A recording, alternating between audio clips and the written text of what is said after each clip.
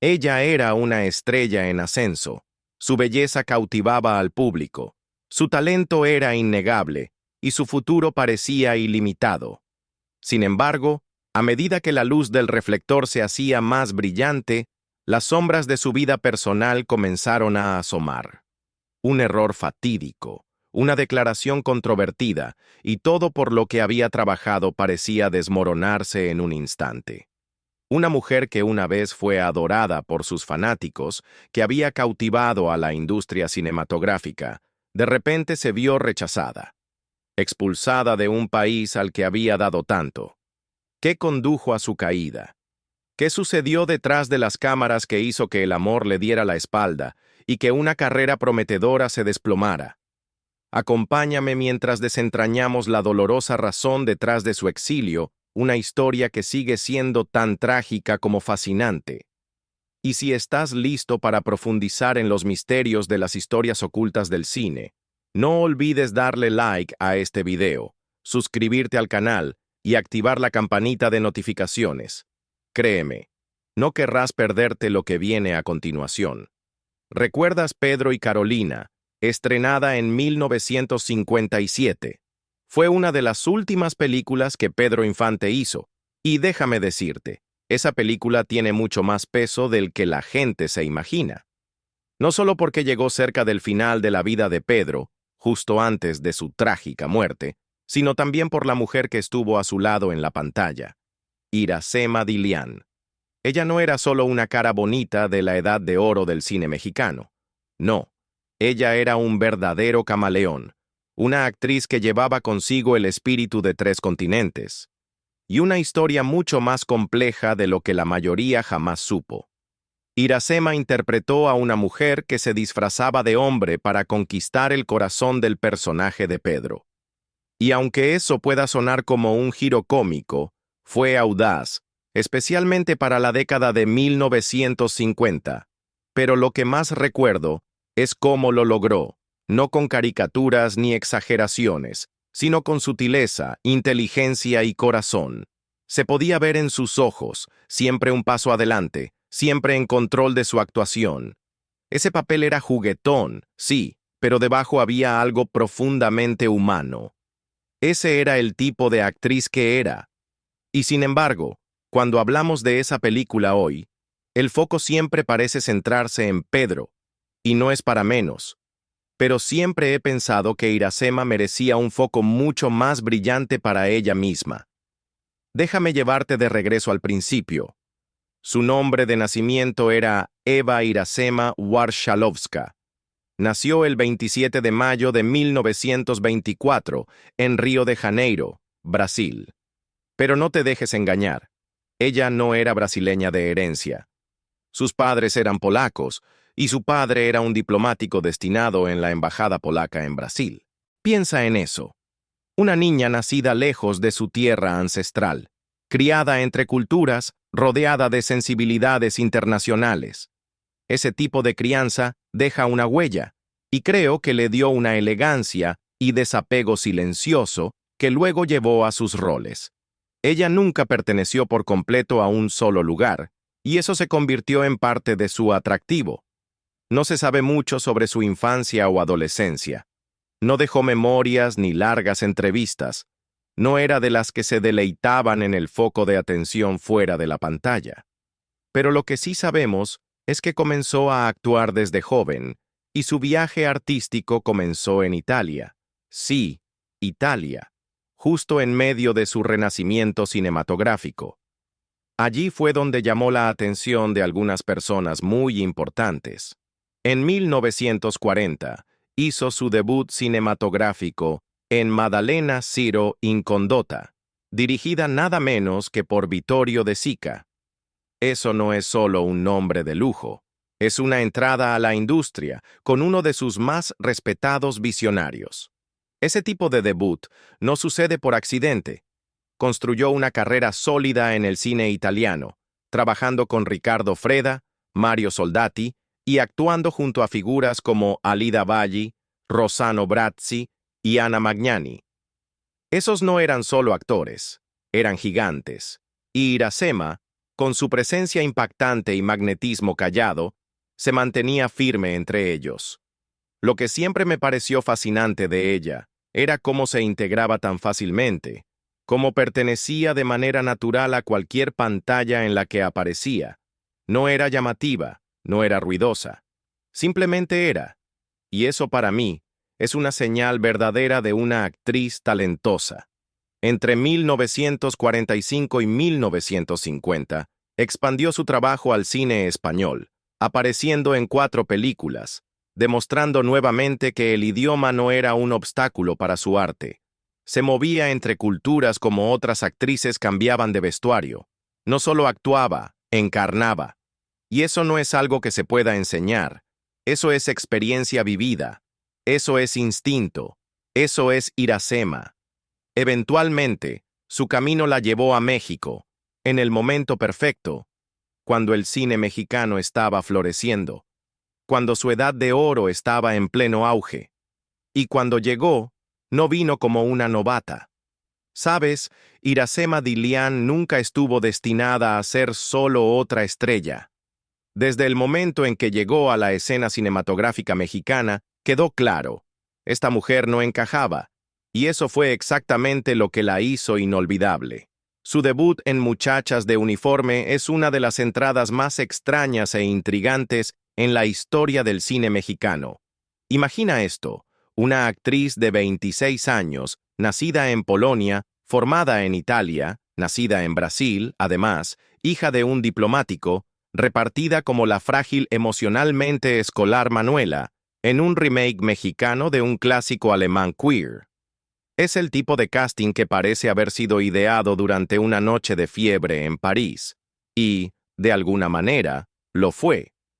Se dice que el productor Rodolfo Lowenthal la vio durante un viaje de verano a París en 1950. Estaba allí intentando concretar un acuerdo de coproducción para Muchachas de Uniforme, y durante su búsqueda se topó con Iracema en Donne, senza nome, una película italiana sobre mujeres en un campo de concentración. ¿Su personaje? Una detenida polaca con un alma atormentada e inocente. Tenía esa belleza pálida y fascinante, de la que no podías apartar la vista. Lowenthal la vio, y supo al instante. Esta era su Manuela. Desde ese momento, no fue solo un casting, fue un lanzamiento. La publicidad comenzó a llegar. Fotos de ella en París, siendo recibida en el aeropuerto de Ciudad de México por Jorge Negrete, mezclándose con sus nuevos compañeros de elenco en el patio, posando con confianza en el set junto a Lowenthal y el director Alfredo B. Crevena. Fue una campaña. México no solo estaba conociendo a una nueva actriz, les estaban pidiendo aceptar un arquetipo extranjero en un papel familiar. Y ahí fue donde las cosas se complicaron. Porque para el mexicano promedio en 1951, Iracema Dilián no significaba absolutamente nada. Las películas italianas apenas habían dejado huella en México. Menos de 30 títulos se estrenaron entre 1948 y 1950, y de esos, solo una la había incluido a ella. Así que no había puntos de referencia cinematográficos, ni nostalgia, ni reconocimiento de nombre. Lo único de lo que la gente podía hablar era de su apariencia. Y vaya que los críticos se aferraron a eso. Efraín Huerta la describió, casi con asombro, como pálida, rubia con ojos claros, delicada en cuerpo y espíritu, con una mente lúcida, una gracia naturalmente juvenil, europeísima. Esa palabra, europeísima, no era solo una descripción, era una proyección. Para ellos, ella era la máxima belleza extranjera, algo suave e inalcanzable, una visión más que una persona.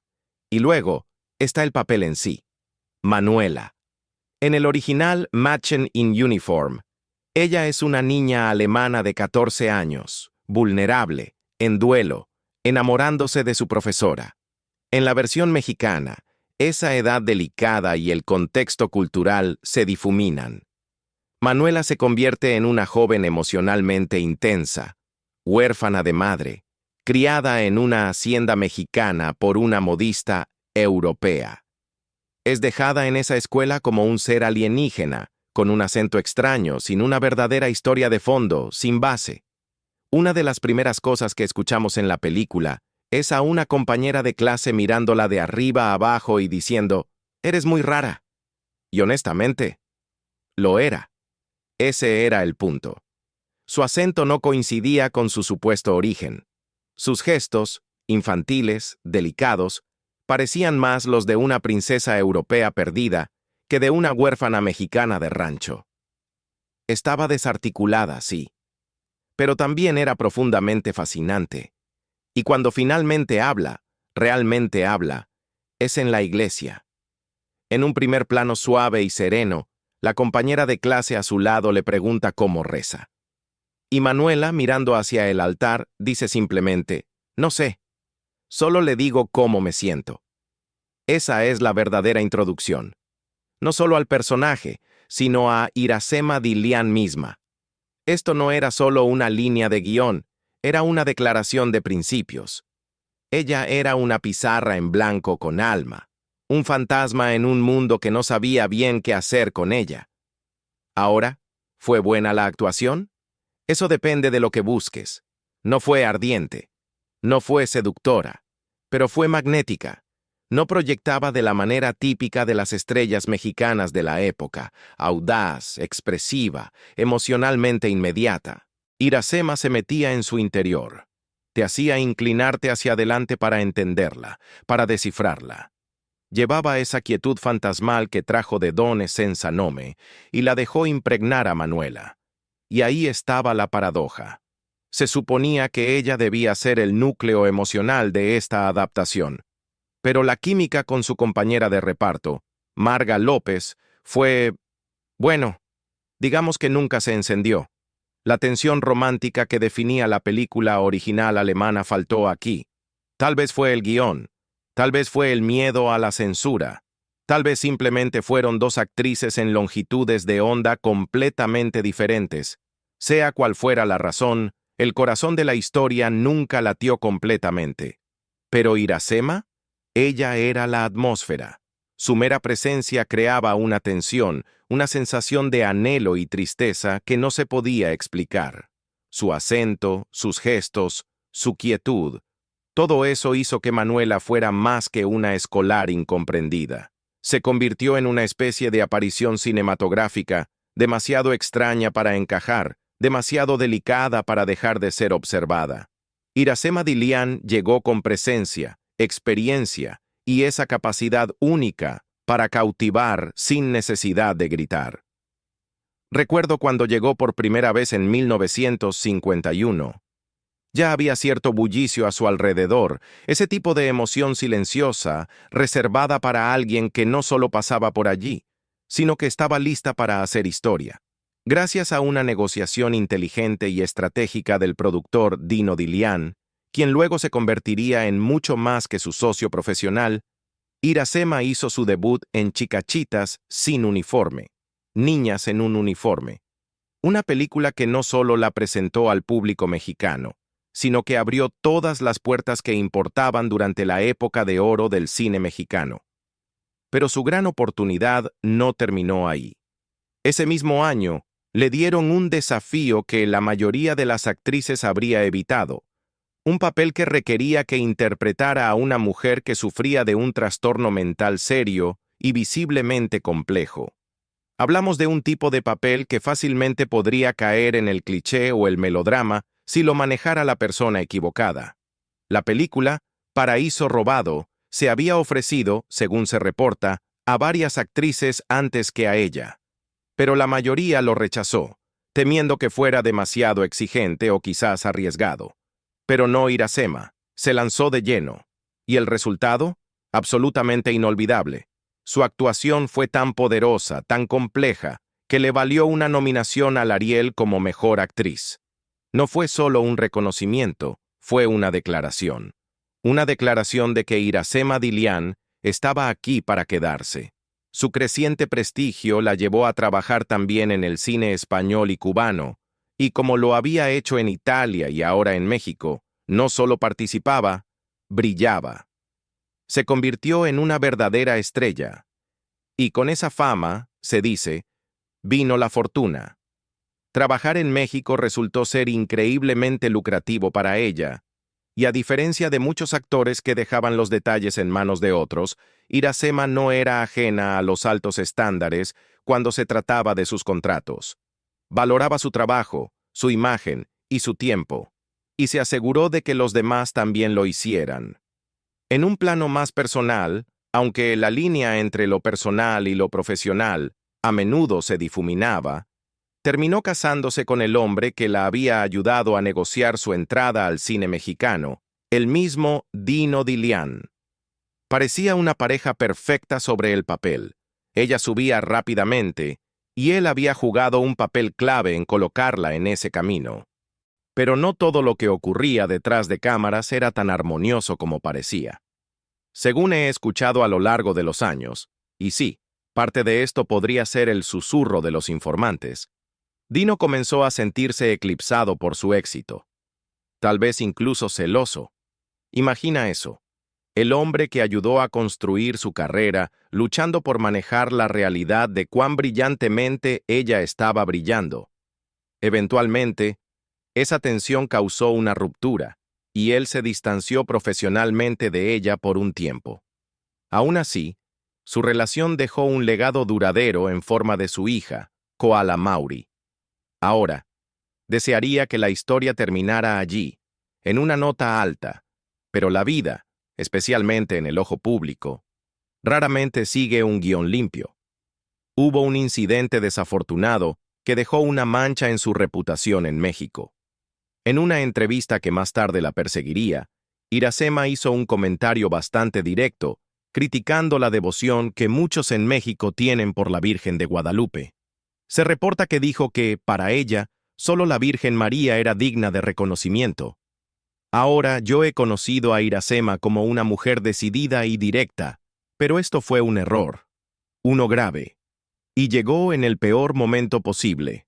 Como el destino lo quiso, había una audición para una película basada en la vida de Juan Diego, y se había hablado, en voz baja, pero insistentemente, de que Iracema estaba siendo considerada para interpretar nada menos que a la Virgen de Guadalupe. Después de ese comentario, la oportunidad desapareció. La industria lo tomó como una ofensa no solo hacia un personaje, sino hacia la cultura. La reacción fue rápida. Los jefes de los estudios y los productores exigieron, que ella emitiera una disculpa pública.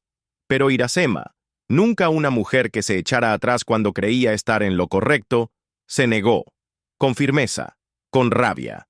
Las consecuencias llegaron casi de inmediato. Se dieron órdenes de alto nivel, los contratos fueron cancelados, los proyectos fueron anulados, y su exitosa carrera en México se detuvo en seco. Y si eso no fuera suficiente, empezaron a circular rumores de que también había hecho comentarios despectivos en el extranjero, alegadamente acusando a las culturas latinas de ser fanáticas medievales. Si eso es completamente cierto, o solo el eco de un escándalo, tal vez nunca lo sepamos. Pero el daño ya estaba hecho. Fue un punto de inflexión trágico en lo que había sido una carrera brillante y maravillosamente internacional. Iracema Di Lian, esta fascinante mujer, mundialmente culta y sumamente talentosa, fue finalmente exiliada de la misma industria que ella había ayudado a elevar. Y tal vez eso es lo que hace su historia tan inquietante, porque a pesar de su elegancia y habilidad, también fue una mujer que no se doblaba, que no jugaba el juego político, y al final pagó el precio por ello. Después de su inolvidable interpretación en Paraíso Robado, Iracema Di Lian continuó invirtiendo su talento en proyectos realmente ambiciosos. No era de las que se detenían. No, Iracema avanzó con gracia y valentía, siempre eligiendo papeles que exigían algo más que una cara bonita. Solo en 1953 protagonizó Angélica, un melodrama cabaretesco que la emparejó con Carlos Navarro. Luego vino El Cobarde, dirigida nada menos que por Julio Bracho, donde nuevamente compartió pantalla con Navarro, junto a Ernesto Alonso y la legendaria Andrea Palma. Ese mismo año, ofreció una actuación destacada en La Infiel, una película de Alejandro Galindo, donde estuvo frente a Armando Calvo, Rita Macedo y Rebeca Iturbide, nombres que, si sabes algo de cine mexicano clásico, no necesitan presentación. Pero Iracema no se detuvo allí. En 1954 se adentró en el fascinante mundo de Profundidades de la Pasión, una adaptación cinematográfica vinculada al gran Luis Buñuel. Ese proyecto la vio junto a Jorge Mistral, Lilia Prado y, una vez más, Ernesto Alonso. Era cerebral, dramática y rebosante de tensión psicológica. Justo el tipo de material que se ajustaba a la profundidad de Iracema como actriz. Luego vino Historia de un abrigo de bisón en 1955, una película que reunió un elenco de gran calibre, incluyendo a Columba Domínguez, María Elena Márquez y Silvia Pinal. Era elegante, dramática, llena de comentarios sobre la clase y el materialismo, exactamente el tipo de narrativa matizada en la que ella sobresalía. Y luego, en 1957, estuvo Pablo y Carolina, la comedia romántica dirigida por Mauricio de la Serna, donde compartió pantalla con el icónico Pedro Infante. Ahora, recuerdo esta película con cariño. Tenía todos los ingredientes para ser un éxito de taquilla. Ligera, llena de encanto y con esa química innegable entre dos actores experimentados. Se suponía que iba a ser un momento culminante para ella en el cine mexicano. Pero aquí es donde la realidad no se desarrolló como el guión estaba escrito. Verás, a pesar de los elencos estelares y las prometedoras tramas, estas películas, una tras otra, no lograron el éxito comercial, y no fue porque el trabajo no estuviera allí. No. La sombra de su controversia anterior seguía siendo grande. Ese comentario despectivo sobre la Virgen de Guadalupe, seguido por su negativa a disculparse, había enfriado el afecto que el público y la industria alguna vez le tuvieron. Es un giro cruel del destino, realmente, cuando un solo error puede deshacer años de brillantez. Eventualmente, el silencio de los productores en México creció más fuerte.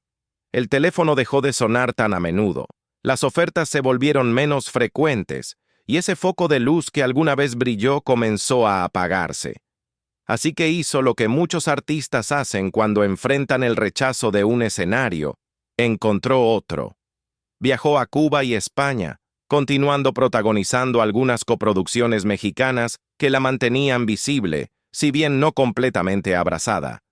Pero poco después, se retiró de la pantalla por completo, silenciosamente, con elegancia. Iracema Dilián.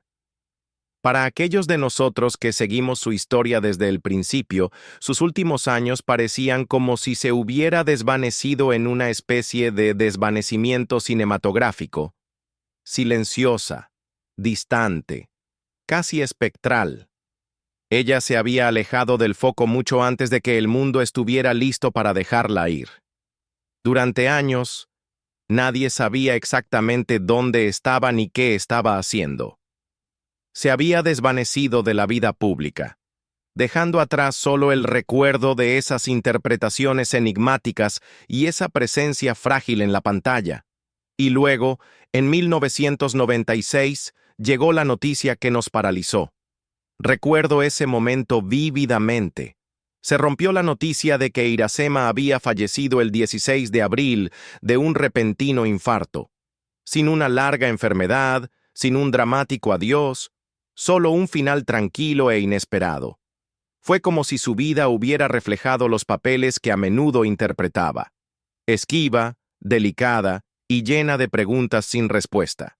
Un día, simplemente se fue, y sin embargo, en esa quietud, su legado se volvió aún más poderoso, porque incluso en la muerte, Iracema Dilián seguía siendo lo que siempre había sido, un misterio que no podíamos resolver, pero que nunca dejamos de querer entender. La vida de Iracema Dilián fue como uno de los papeles que interpretó, compleja, cautivadora y llena de belleza y contradicción.